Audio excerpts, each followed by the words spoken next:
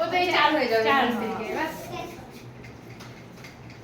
4 বছর বয়স হয়ে যাবে। হ্যাঁ খুশের 4 বছর হয়ে যাবে। আর তোমার তুলির ক বছর? এর 8 8 বলে কি করে? 7 ওর। আপনি 8 বলে দিলে, মা হয়ে বেশি বেশি বলো। বড় হয়ে গেছে খেলবে, সবাইকে দেখেছে না, ওর এখন ইচ্ছে করছে একটু খেলতে সবার সাথে। চঞ্চল না শান্ত